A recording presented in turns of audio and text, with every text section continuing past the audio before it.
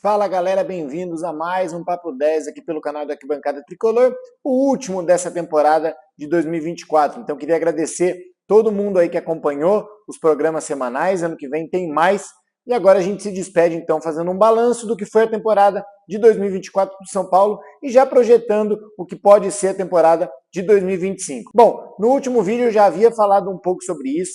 Infelizmente a temporada de 24 acaba para o São Paulo com um viés de baixa.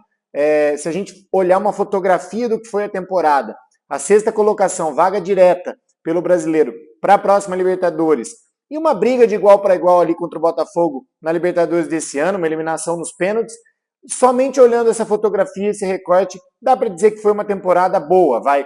O time do São Paulo, as limitações claras que a gente tem em termos de elenco, a gente tem que ser realista também, não dá para exigir muito mais do que isso. Eu acho que, eventualmente, quando o time se mobiliza e joga ligado no 220, com bastante intensidade, bastante concentração, dá, sim, para se tornar um time muito mais competitivo e, eventualmente, até brigar por um título de Copa, como foi na Copa do Brasil no ano passado, mas, na média, é um time que não vai conseguir repetir sempre essas atuações mais intensas e mais no elevado nível do futebol coletivo e individual.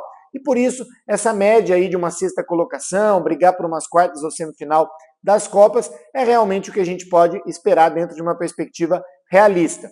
Infelizmente, a temporada acaba num viés de baixa, porque, como eu disse, o São Paulino não via a hora dessa temporada acabar, muito por conta das escolhas que o Zubeldia foi adotando nessas últimas rodadas, que já não valiam verdadeiramente nada para o São Paulo. A sexta colocação e a vaga direta na Libertadores do ano que vem já estavam asseguradas, e em vez do São Paulo testar variações, testar outros jogadores, mudar o esquema, mudar a formação, acabou insistindo com aqueles mesmos jogadores, aquele mesmo esquema, colocando a tropa de choque, os titulares.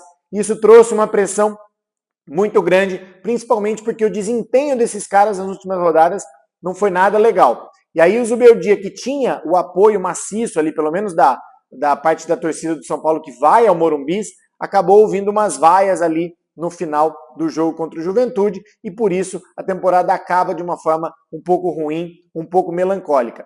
Quando a gente junta essa questão dentro do campo, do que foi o rendimento do São Paulo nos últimos jogos, com a questão extra-campo, quer dizer, uma dívida crescente que pode se aproximar de R$1 bilhão, o déficit recorde na história do São Paulo na casa dos R$200 milhões, todas as notícias projetando a temporada que vem, que geram uma preocupação, sim, para o torcedor. Esse combo de notícias dentro de campo com notícias fora de campo acabou tornando a temporada, esse final de temporada, um pouco ruim. E o torcedor de São Paulo, além de preocupado, até um pouco pessimista em relação ao que vem por aí. As movimentações de mercado já começaram, várias notícias, Wendel, Oscar, Thiago Mendes, as saídas que o São Paulo deve projetar para enxugar um pouco a folha salarial, já que no ano que vem existe um teto de gastos muito menor do que o que a gente vem praticando nos últimos anos, por conta dos critérios ali, das exigências do FIDIC.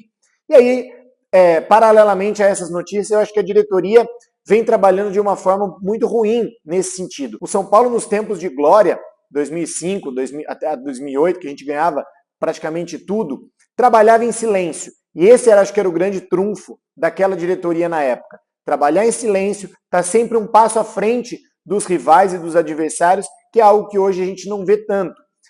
Eu critico a falta de transparência do Casares e da gestão dele em algumas questões, que era uma bandeira na época da eleição e acabou sendo abandonada ao longo dos anos, porque eu acho que às vezes ele tem que vir e falar a público, né, explicar, principalmente essa questão financeira. Por que o São Paulo está com um déficit tão alto?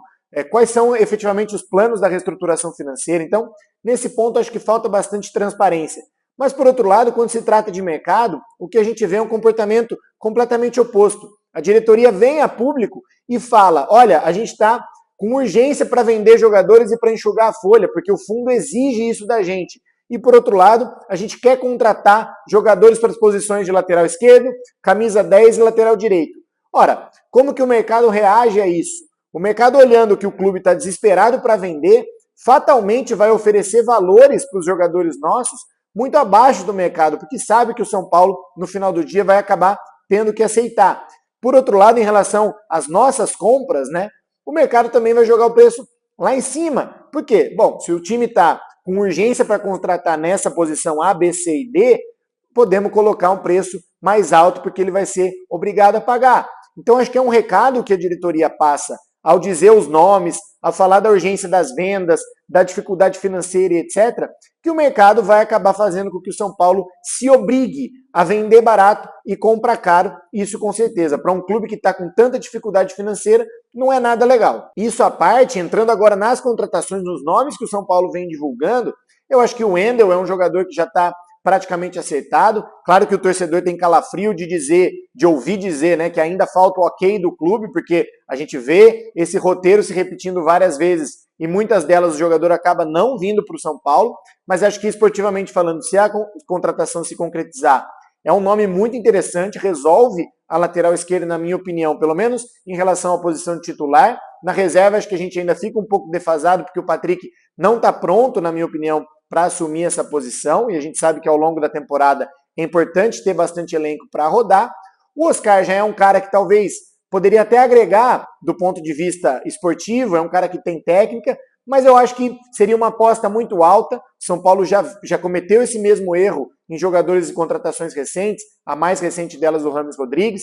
Tenho receio de que o Oscar poderia ter o mesmo desfecho, quer dizer, um jogador que tecnicamente com a bola é diferente, mas que sem a bola talvez não entregue tanto, embora seja assim um pouco mais móvel, um pouco mais intenso que o Rames Rodrigues. Então acho que para um clube em reconstrução, esse tipo de contratação não cabe tanto no discurso de austeridade e de aperto de cintos.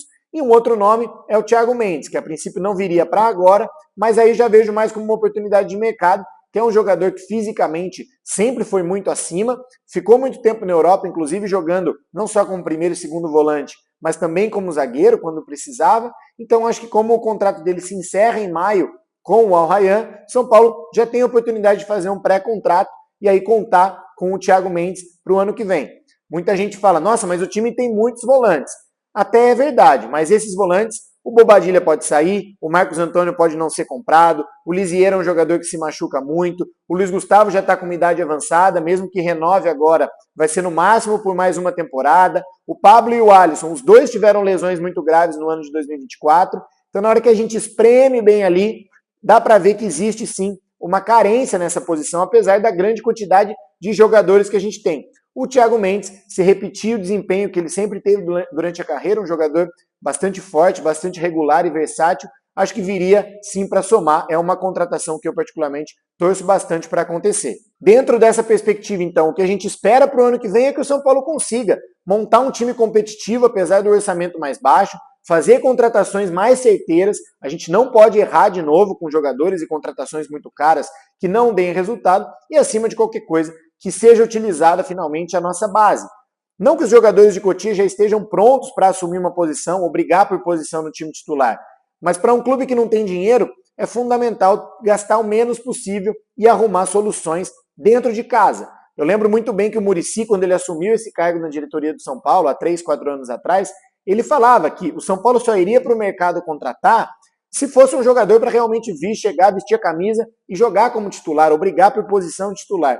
Para composição de elenco, ele sempre falou, não vou buscar lá fora, eu vou trazer os meninos da base. Então, talvez agora seja o momento perfeito, não só pela safra que a gente tem, mas pela necessidade que o clube apresenta pela questão financeira, de colocar esse discurso em prática. E o São Paulo, enfim, dá rodagem para esses moleques, dá cancha para eles, dá experiência, não de deixar no banco lá, mas tem vários jogos durante a temporada, principalmente nesse começo agora, com Florida Cup, Campeonato Paulista, um ou outro jogo que dá sim para o São Paulo dar rodagem para essa molecada, que é o nosso futuro. Eu não canso de repetir, Cotia já salvou e vai continuar salvando o São Paulo, tanto esportiva quanto financeiramente. Bom, galera, esse foi então mais um Papo 10 aqui pelo canal do AT. Muito obrigado de novo por todo mundo que acompanhou a gente durante esse ano. A gente se despede por aqui. Ano que vem tem mais. Espero que com boas notícias aí para o nosso tricolor. Beleza? Tamo junto, um grande abraço, bom final de ano para todo mundo. Até mais!